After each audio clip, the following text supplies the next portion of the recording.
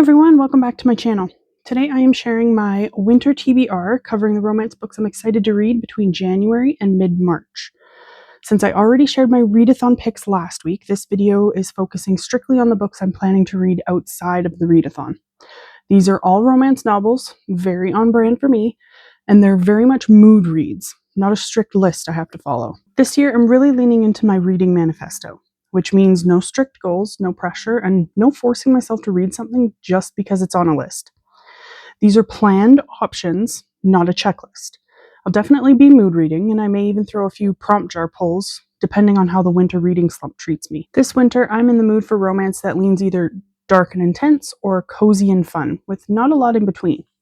Expect morally gray characters, villain stories, monster and shifter romances, and some lighter contemporary romances to balance things out. I'm going to go through these by author or vibe, share the tropes, and give a quick note on why I'm excited about them.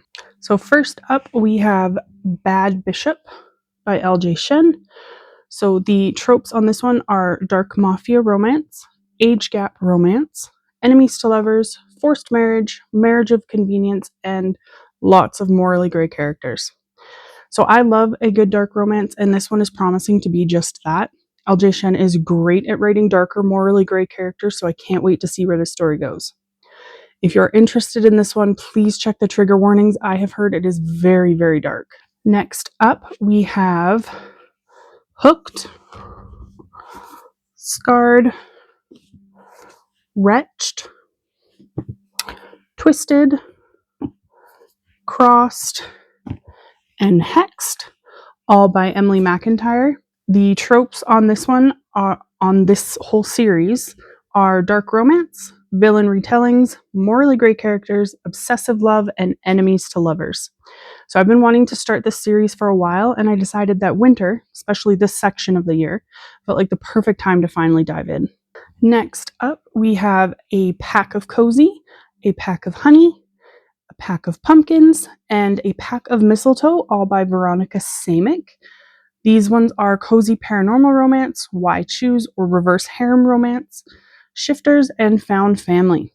These are such a fun contrast to my darker reads. They're cozy, seasonal, paranormal romances with strong found family vibes, and they feel like the perfect palate cleanser for winter. Next up, we have Curves for Days by Laura Mower.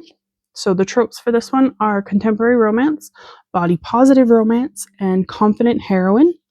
I love romances that center around confident heroines and body positivity, and this one feels like a great cozy contemporary option. Next up, we have Battle of the Bookstores by Ali Brady. So the tropes on this one are contemporary romance, rivals to lovers, and it is a bookish romance. So this one is very on brand, bookstores, rivalry romance. I'm always here for a bookish love story, especially during the winter month. Next up, we have Truth or Beard and Grin and Beard It. These are both by Penny Reed, and the tropes on these ones are contemporary romance, small town romance, slow burn, and witty banter.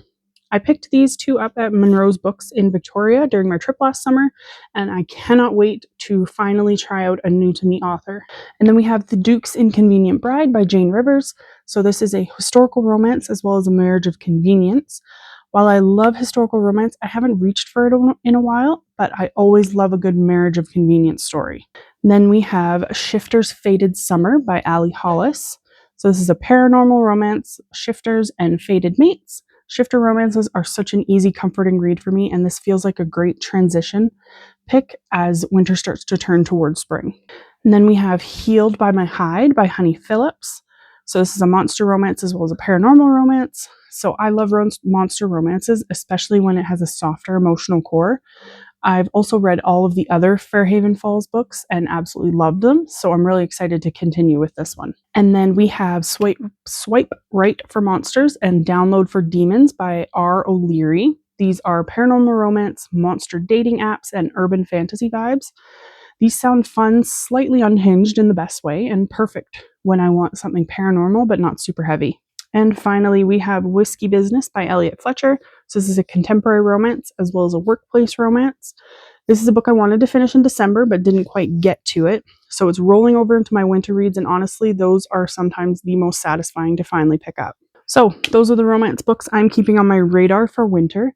I may not get to them all, and that's completely fine. But these are the ones that I'm most excited to reach for depending on my mood. This list really reflects how I want my reading to feel in this season. Flexible, comforting, and fun, with a mix of darker romances and lighter, cozier reads depending on what I'm craving at the time. I'm giving myself full permission to mood read, switch things up, and even change my mind if something else catches my attention. If you're also reading more intuitively this winter, I'd love to know what kind of romances you're reaching for, or if any of these are on your TBR as well. Thanks for watching, and remember, stay cozy and keep reading.